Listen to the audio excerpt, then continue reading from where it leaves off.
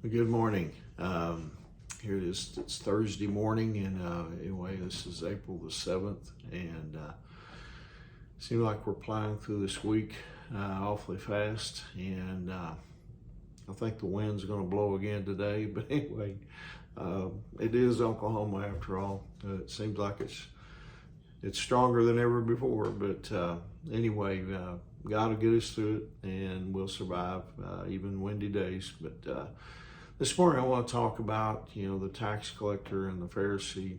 In Luke chapter 18 is this story. Verse 13 I'll read, and I'll reference it in just a minute again, but it says, "And the tax collector, standing afar off, would not so much as raise his eyes to heaven, but beat his breast, saying, God, be merciful to me, a sinner." Now this may maybe come, as a surprise to some people. But God He's not mad at sinners.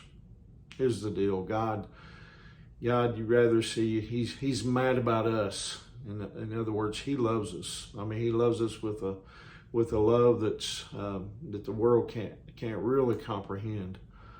I think really what angers God is really when someone who thinks that they're spiritual or call themselves religious, they stand in the way. When they stand in the way of a sinner coming to believe, that's what angers God. I truly believe.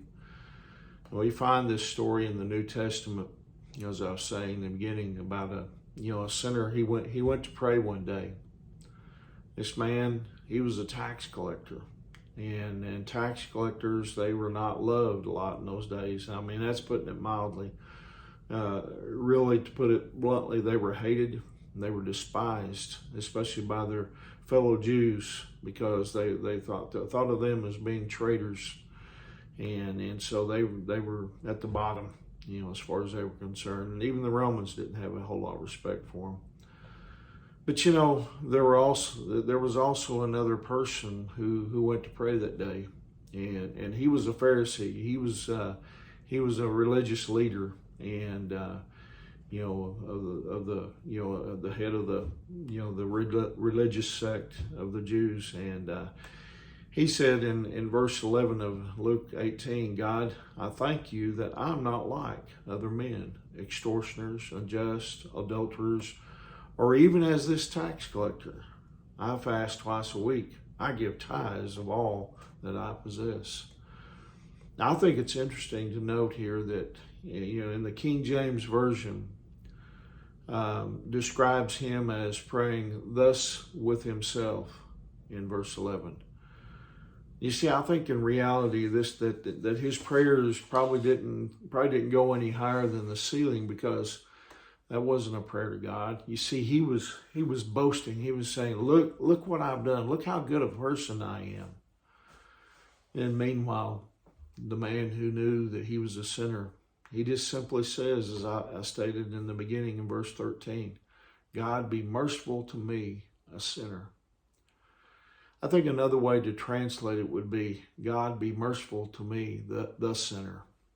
You see, he knew who he was. Jesus said to him in verse 14 of chapter 18, he said, "I tell you, this man went down to his house justified rather than the other. For everyone who exalts himself will be humbled, and he who humbles himself will be exalted."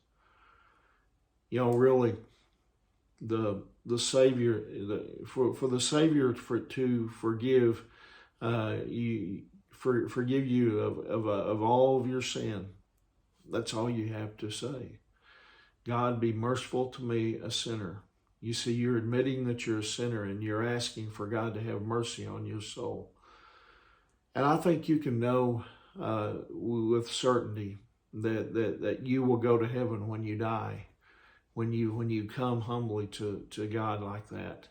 I mean, you can be ready for Christ's return. I mean, you can enter into a relationship with the God in heaven who loves you. The God in heaven who has a plan for you. And so, I would say simply today, if you don't know Jesus as your Savior, just come humbly to Him, admit that you're a sinner, and ask for mercy. and He will provide that.